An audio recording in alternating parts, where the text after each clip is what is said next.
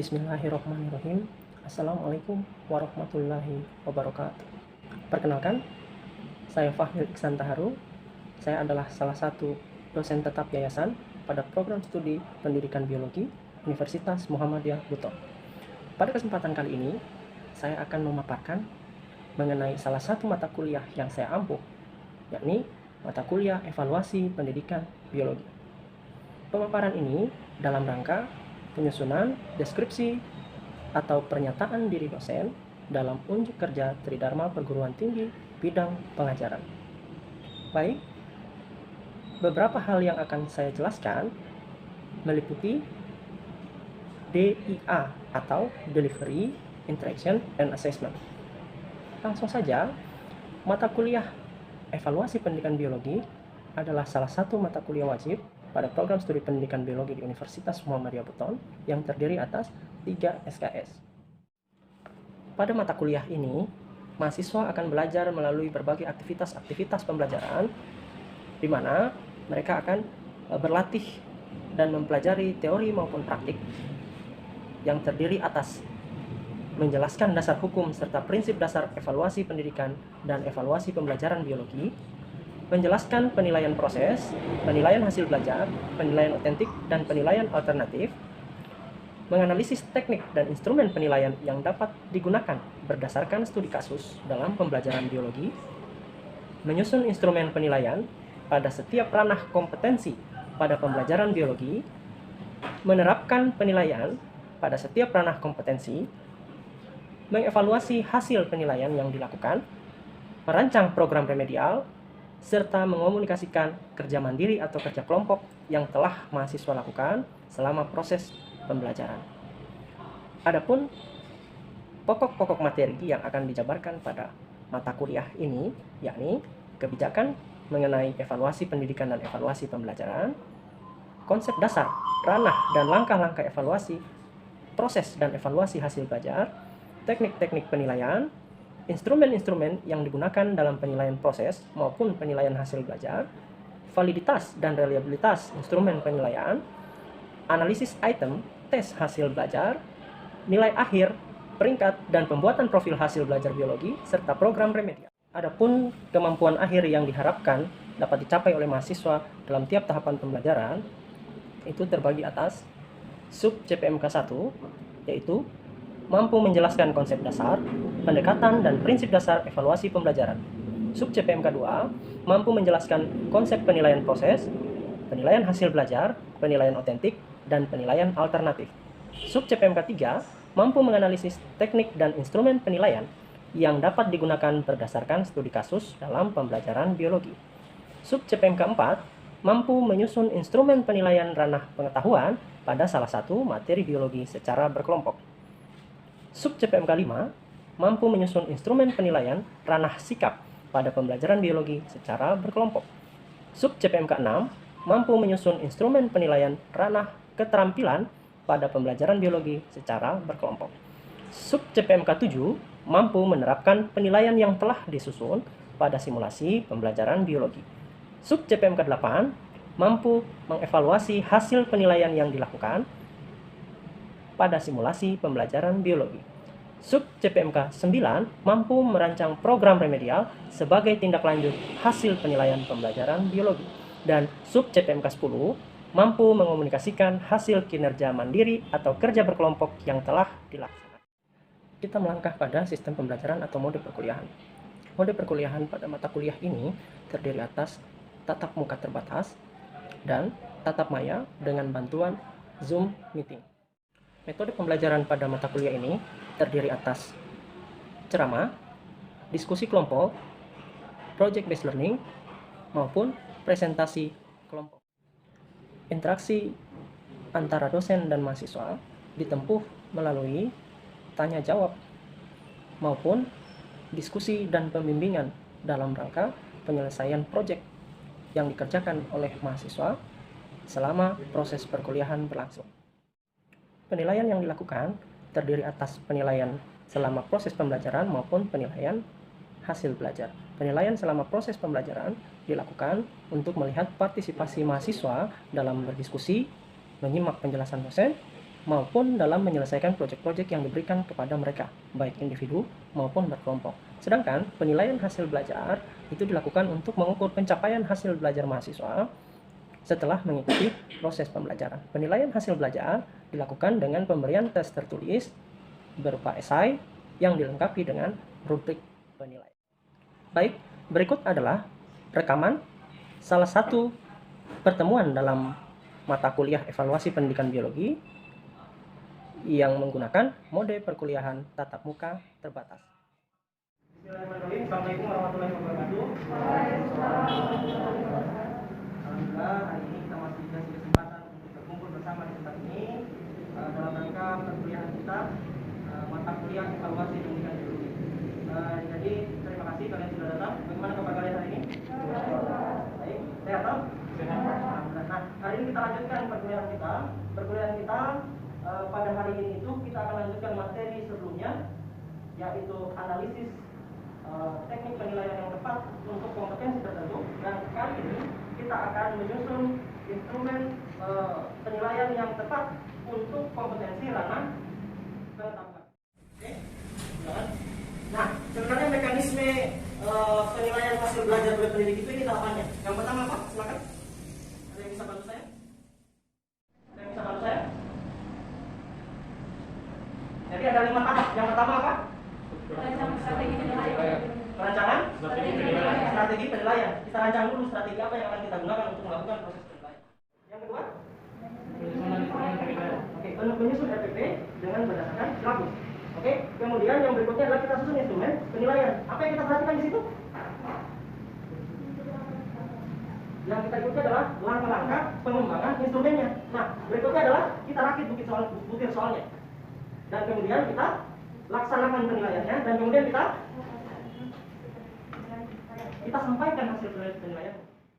Jadi kita analisis tujuannya melalui penetapan strategi. Habis itu kita kemudian pahami langkah-langkah penilaian, kita susun instrumennya, kita laksanakan penilaiannya, dan kita sampaikan hasilnya. Kita telah hasilnya dan kita sampaikan hasilnya. Oke, lanjut. Ini mekanisme penilaiannya. Nah, sekarang karena hari ini yang kita bahas adalah menilai kompetensi pengetahuan. Masih ingat kan yang lalu ada 3 ranah kompetensi yang wajib dikuasai oleh peserta didik. Ada pengetahuan atau kognitif, ada apa? Sikap atau afektif, dan psikomotor atau hari ini kita fokus bagaimana menyusun instrumen yang kaitannya dengan pengetahuan atau kognitif. Oke, ada 3 teknik yang bisa kita lakukan. Yang pertama itu adalah tes tertulis, yang kedua adalah tes lisan, yang ketiga adalah penugasan. Dari 3 hal ini kita bisa tahu pencapaian pengetahuan yang dimiliki oleh siswa kita saat dan setelah proses pembelajaran berlangsung. Nah, yang jadi pertanyaan adalah bagaimana menyusun instrumennya atau alat ukurnya. Ini kan tekniknya toh. Yang jadi pertanyaan bagaimana menyusun instrumennya atau alat ukurnya. Nah, itulah yang akan kita bahas hari ini. Nah, kita akan bahas yang pertama itu adalah tes tertulis. Seperti namanya, tes ini adalah tes yang soal tes itu kan sudah kita pelajari sebelumnya, bahwa tes itu adalah, ada yang masih ingat? Isinya itu adalah set pertanyaan atau perintah. Oke, nah maka di sini tes tertulis adalah tes berarti seperangkat pertanyaan dan pernyataan dari perintah toh, yang soalnya itu dan jawabannya diberikan dalam bentuk tulisan. Berarti bedanya dengan lisan, kalau tertulis itu diberikan dalam bentuk tulisan, tulisan itu diberikan dalam bentuk lisan. Nah, makanya tanya jawab di situ. Kalau di sini ya jawab soal pakai pulpen atau pakai pensil. Nah, oke. Nah, dalam menjawab soal, peserta didik tidak selalu harus merespon dalam bentuk menulis kalimat, tapi bisa juga mewarnai, memberikan gambar grafis, diagram dan lain-lain. Yang penting tertulis. Cuman karena kita mata pelajarannya biologi, kita tidak menerapkan semua jenis respon tersebut, tidak mewarnai kita itu. Jadi di pembelajaran biologi kita tidak melakukan tes tertulis mewarnai. Nah, biasanya yang pakai warna itu di jenjang apa itu? Nah, yang kita akan fokus adalah bagaimana menyusun soal tes tertulis. Oke, nah lihat bentuk soal tes tertulis ini ya. Ada 2 macam. Ada 2 macam pengelompokan umumnya. Yang pertama adalah yang jawabannya sudah ada di dalam tesnya. Yang satunya adalah yang jawabannya belum ada. Yang jawabannya sudah ada itu seperti pilihan. Itu kan jawabannya sudah ada toh? Tinggal kita pilih mana yang benar. Satu yang benar, sisanya pengecoh. Oke, kemudian yang benar salah sudah ada itu, sudah ada tinggal kita pilih. Nah, yang belum ada jawabannya itu yang isian, yang uraian harus kita tulis sendiri jawabannya. Nah, ketika kita menyusun tes, yang kita tetapkan pertama adalah tujuan tesnya. Kemudian yang kedua adalah susun kisi-kisi. Nah, biasa dulu waktu SMA atau di awal-awal kuliah kan kadang belum ujian itu kadang yang diminta kisi-kisi. Minta kisi-kisi. Kenapa minta kisi-kisi? Karena di situ tergambar soalnya, bukan ada soalnya. Ya, di kisi-kisi itu tergambar soalnya. Jadi kisi-kisi memberikan gambaran mengenai soal yang akan muncul. Bukan bocoran soal ujian itu. Kalau soalnya yang muncul di kisi-kisi berarti itu bocoran soal, bukan kisi-kisi. Jadi jangan salah menangkap tentang kisi-kisi. Kalau kalian, karena biasanya orang minta kisi-kisi itu yang diharapkan soal. Oh itu bukan kisi-kisi itu, bocoran soal. Nah, kalau kisi-kisi ada formatnya. Sebentar kita lihat. Nanti sebentar kita akan lihat formatnya dan kalian langsung latihan untuk buat kisi-kisi soal. Oke? Yang berikutnya adalah penulisan soalnya. Jadi tujuan habis itu kisi-kisi, habis itu buat susun soalnya, kemudian telah. Apa yang kita telah? Kita telah soalnya. Sudah baik atau belum? Karena soal yang baik harus memenuhi prinsip validitas dan reliabilitas. Kita akan bahas nanti. Kemudian ada revisi. Soal yang baik dipertahankan, soal yang tidak baik yang dilupakan. Direvisi atau dihilangkan. Diperbaiki struktur soalnya atau dihilangkan. Kemudian kita akan mulai yang pertama, penentuan tujuan tes. Kita harus tetapkan tujuan tes kita itu apakah untuk mengukur pencapaian siswa atau peserta didik atau untuk kepentingan yang lain seperti diagnostik untuk memeriksa kesulitan belajar. Nah, karena beda tujuan, beda juga nanti tes yang diberikan. Kalau kalian masih ingat ada istilah formatif, ada istilah sumatif. Penilaian formatif untuk mengukur keberhasilan kemajuan belajar, penilaian sumatif untuk mengukur pencapaian belajar. Oke, jadi kalau kita sudah tetapkan jenis tesnya, apa tujuan tesnya, kita akan langsung lanjut. Kita lanjut langsung ini. Isi. Apa yang isi? Coba baca. Suatu format berbentuk matriks yang berfungsi sebagai pedoman dalam penulisan soal dan melakukan tes. Dia itu bentuknya matriks atau format. Dia ini jadi pedoman untuk menulis soal. Berarti bukan soalnya toh? Nah, oke, kemudian syaratnya kisi-kisi. Satu, mewakili kompetensi tertentu. Oke. Kemudian yang berikutnya, Komponen-komponennya rinci, jelas dan paham. Ya, kenapa? Karena kisi-kisi itu harus kita berikan.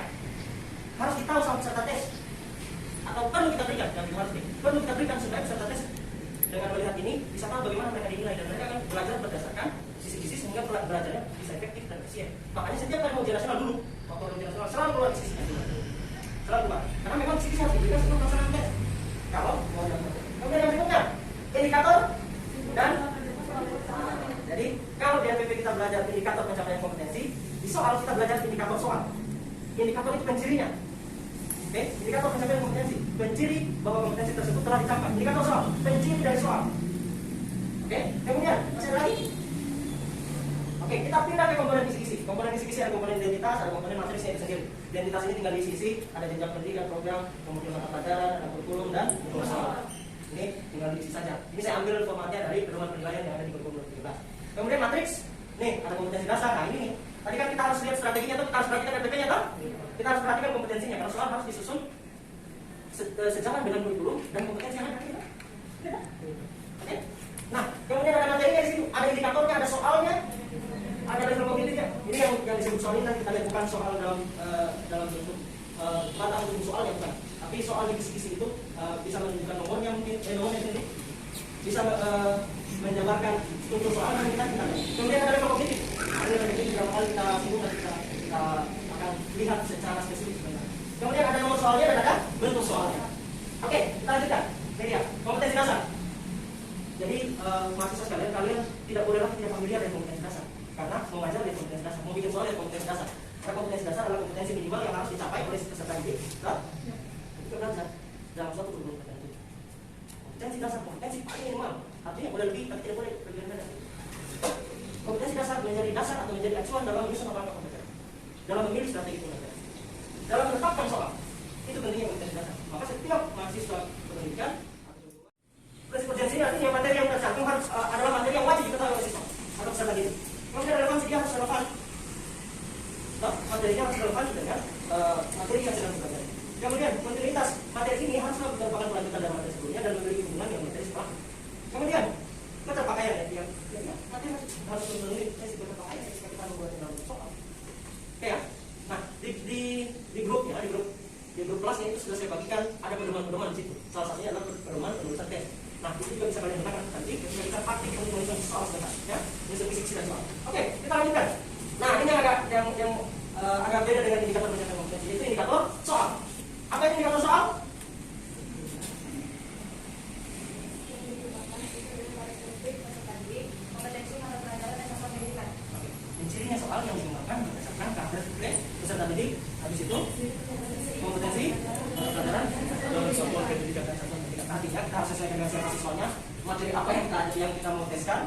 ini jenjang apa? SMP SMA kan, SMP dan SMA kan sama-sama mempelajari materi biologi.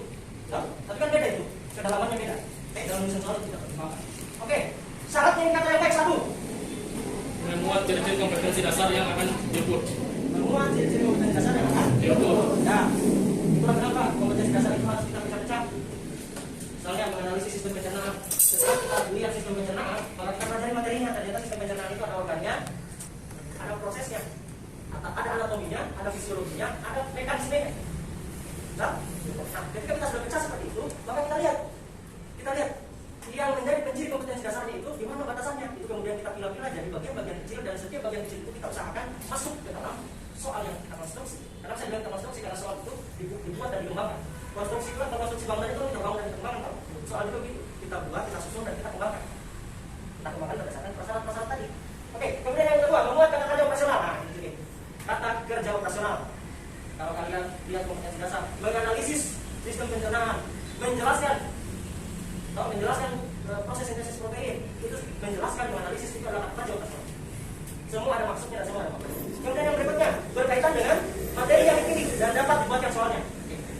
Maksud dapat dibuatkan soalnya itu adalah kalau kita lihat indikator, kita sudah bisa hayalkan soalnya kira-kira seperti apa.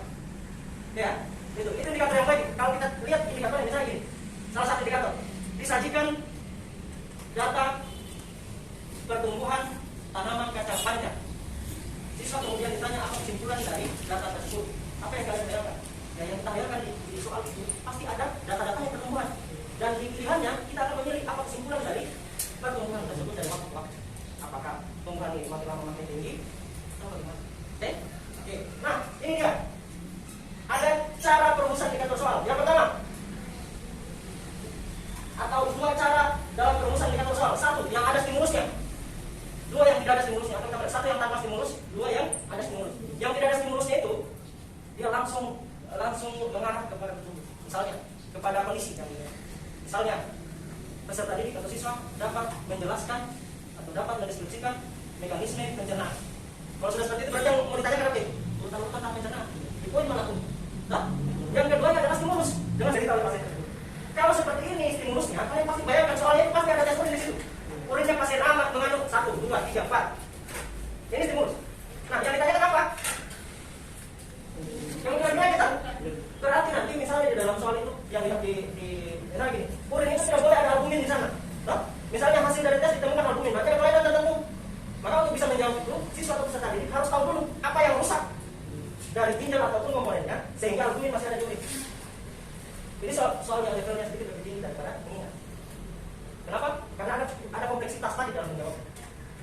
Oke, mudah-mudahan kalian bisa menangkap maknanya. Terus ya, kita lanjut. Oh ini dia. Nanti kita akan coba latihan buat soalnya. Nanti masing-masing kita akan bagi kelompok. Lanjutkan.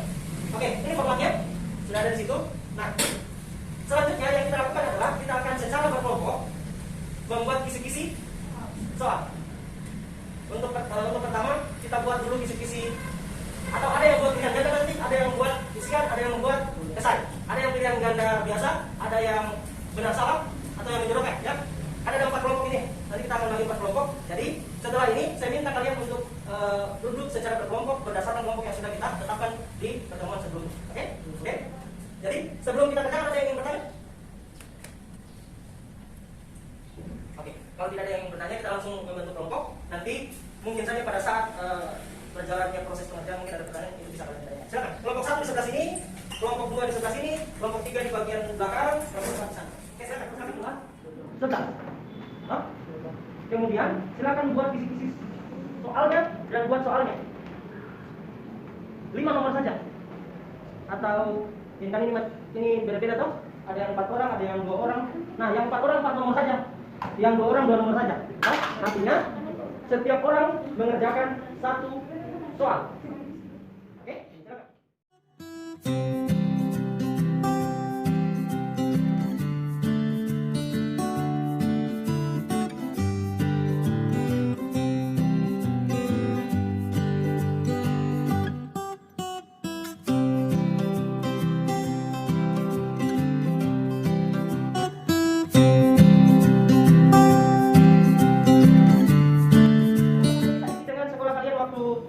SMA, karena kita pakai KD yang SMA. Silakan Dan kalau macam-macam ini ada peraturan beda-beda, silakan diskusi rembuk SMA mana yang mau dipilih, ya. Oke. Yang pertama, tetapkan dulu kompetensi dasarnya. Ingat ya, kelas 11 dulu kita pakai. Kelas 11 silakan pilih salah satu.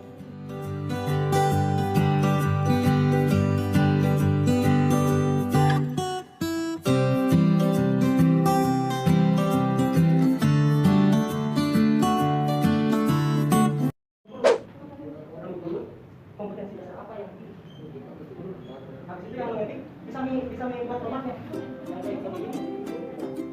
Kami juga sini ya. Habis itu kalian baca banyak.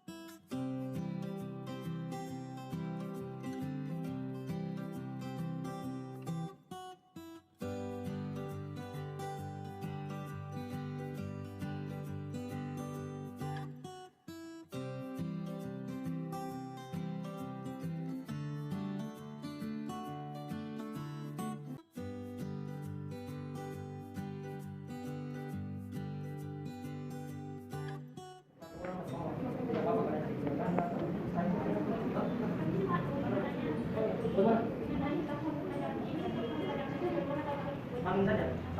Karena kan semester ganjil 2021-2022.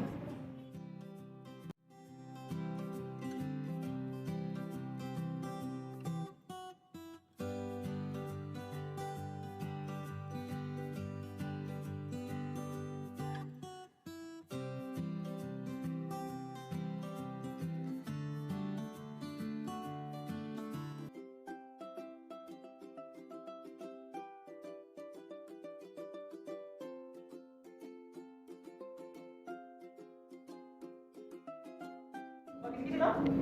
Nih, buat kisi-kisi. Habis itu buat soalnya toh? Buat soalnya, habis itu laksanakan penilaiannya. Setelah toh? Habis itu revisi. Sekarang yang kita lakukan sekarang kan sudah menetapkan kompetensi. Sekarang kita buat nih kisi-kisi kan? Langkah selanjutnya adalah nah, buat kisi-kisi, satu orang itu masukkan identitas. Sekarang masukkan identitas. Nanti setelah identitas, langkah selanjutnya kan kita sudah pilih materi kan? Oke, silakan. Sekarang sudah cukup. Sekarang kita kasih kesempatan perwakilan kelompok untuk presentasi. Nah, kesempatan pertama kita berikan ke kelompok 4. Ada Tika sama Elva sudah ada di depan. Silakan presentasi. Yang lain silakan simak. Kalau ada yang ingin ditanyakan silakan juga. Bismillahirrahmanirrahim. Assalamualaikum warahmatullahi wabarakatuh. Sebelumnya, perkenalkan nama saya Tika Malia. Saya merupakan salah satu anggota dari kelompok 4 dan di samping saya ada Elva. Oke, pada kesempatan kali ini kami akan mempresentasikan diskusi kami yaitu mengenai penyusunan kisi-kisi dan juga menyusun bentuk soal dari kisi-kisi tersebut. Pada kesempatan kali ini kita mengambil kompetensi dasar 3.1 di mana yaitu memahami komponen kimiawi penyusun sel, ciri hidup pada sel yang ditunjukkan oleh struktur, fungsi dan proses yang berlangsung di dalam sel sebagai unit terkait kehidupan. Nah, untuk materi yang kita ambil pada kesempatan kali ini yaitu ada 2 jenis materi. Yang pertama yaitu bagian-bagian sel tumbuhan dan hewan, dan kedua yaitu transport melalui membran sel. Untuk level kognitif pada bagian-bagian sel tumbuhan dan hewan yaitu kita mengambil level kognitif ke-1 yaitu meningkat. Dan indikator soalnya yaitu mendeskripsikan komponen kimiawi sel, struktur sel, dan fungsi sel sebagai unit terkait kehidupan. Nomor soalnya itu nomor 1 dan bentuk soalnya kita mengambil bentuk soal esai. Contohnya bisa kita lihat pada layar di depan di mana kami menampilkan sebuah gambar sel, kemudian kami meminta berdasarkan gambar di atas untuk menjelaskan fungsi dari bagian-bagian sel, bagian E, bagian G, dan bagian N. Yang kedua yaitu transfer melalui membran sel. Kita mengambil level kognitif C3 di mana dia yaitu bentuk pengaplikasian. Di mana indikator soalnya menganalisis mekanisme transfer pasif melalui membran sel. Nomor soalnya nomor 2 dan masih dalam bentuk esai. Contoh soalnya yaitu sebutkan 5 transport pasif yang ada pada kehidupan sehari-hari. Mungkin itu saja presentasi kami. Apabila ada yang kurang jelas mungkin bisa ditanyakan atau bisa ditanggapi dari teman-teman sekalian. Silakan, siapa yang ingin mengajukan pertanyaan atau ingin mengklarifikasi hasil penelitian ini? Silakan. Oke, jadi tidak ada. Kalau tidak ada, kita kasih applause untuk kelompok 4. Nanti kita bahas lagi. Oke, terima kasih Tika dan Irfan. Sekarang kita kasih kesempatan untuk kelompok 3 yang tampil. Silakan. Silakan perkenalkan diri dulu.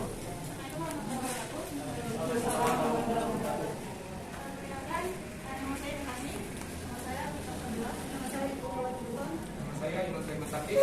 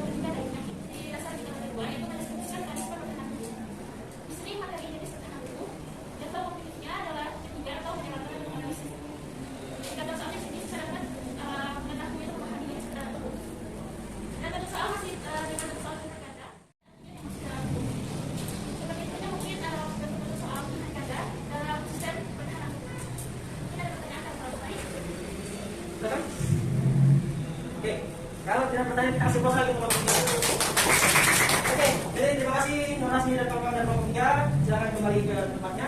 Oke, kita sudah belajar cukup banyak kali ini. Kita sudah belajar bagaimana cara menyusun kisi-kisi. Kita sudah belajar bagaimana cara mengembangkan soal. Yang keduanya itu sebenarnya adalah tahapan dalam mengembangkan tes tertulis. Oke, jadi tadi kita sudah belajar tahapan-tahapannya.